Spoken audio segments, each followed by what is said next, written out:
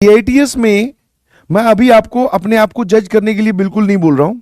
इसके पीछे 2-4 strong reason है जो मैंने आपको पहले भी एक्सप्लेन किए थे, और शायद आपने कल विजय दिवस देखा होगा तो उसमें आपने वो बातें सुनी होगी। जितने भी बच्चे हैं उन्होंने लगभग एक बात बोली कि सर हमें तो कुछ आइडिया ही नहीं था कि जेई की प्रिपरेशन ऐसी होती है, बड़ी डीमोटिवेटिंग थी। 11th का बैकलॉग हो गया, 11th में सर हमारे नंबर बड़े कम आते थे।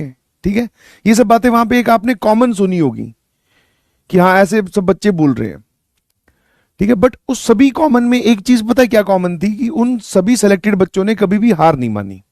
हाँ, हार नहीं मानने का मतलब होता है कि कभी अपनी प्रिपरेशन में रुके नहीं, समझ गए, चलते रहे, चाहे बैकलॉग है चाहे नंबर कम आ रहे हैं तो बढ़ते रहिए। तो वैसे ही जब आप कोई पेपर देकर आते हैं तो आपके अगर मार्क्स कम आते हैं तो आई नो बड़ा ही नेचुरल है कि डीमोटिवेशन होना, कि सर पढ़ाई करी। जिन लोगों ने नहीं पढ़ाई की उनको डीमोटिवेशन होगा भी नहीं, क्योंकि उनको पहले से पता था कि हमारे नंबर तो आने नहीं है। जिन्होंने पढ़ाई की, रिवीजन भी किया, बट फिर भी मार्क्स नहीं आए, तो एक थोड़ा अच्छा कम लगता है, जिसको हम डीमोटिवेशन भी बोल देते हैं। बट उसके बेसिस पे आपको रुकना नहीं है भाई। ठीक है, सबकी हालत सेम है, ऐसे ही नंबर आते हैं।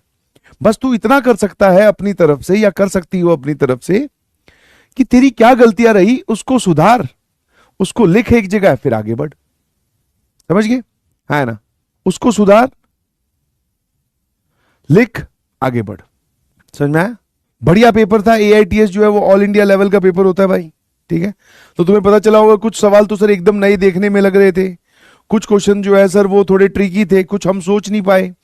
और जनरली जो तुम्हारे 11th वालों की दिक्कत होती है, 11th वालों की क्या 12th में भी होती है, कि मैथमेटिक्स तक वो प्रॉपर टाइम लेकर ही नहीं पहुंचते।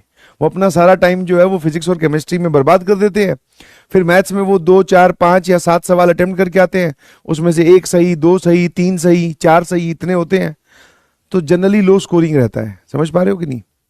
बट हाँ, जिस बच्चे ने ये चीज आइडेंटिफाई कर ली कि पूरी जनरल पब्लिक जो है वो सभी का बिहेवियर ये है, अगर मैं इस बिहेवियर को पलट दूं, है ना, कि फिजिक्स केमिस्ट्री में टाइम थोड़ा कम कम लगाकर मैथ्स को ज्यादा दूं और उसमें ज्यादा अच्छा स्कोर करूं, 1-1 घंटे में फिजिक्स हो रही है, 1-1 घंटे में केमिस्ट्री हो रही है, फिर उनके आंसर कोई सवाल में अटक गए तो वेरीफाई करने के लिए वापस सॉल्व कर रहे हैं, तो 2.5 घंटे 2.25 घंटे लगा दे रहे हैं फिजिक्स केमिस्ट्री में।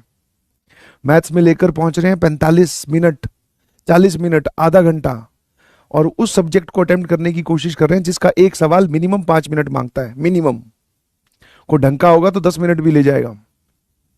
आई am talking about mains only, advance की तो भी बात ही नहीं कर रहा हूं।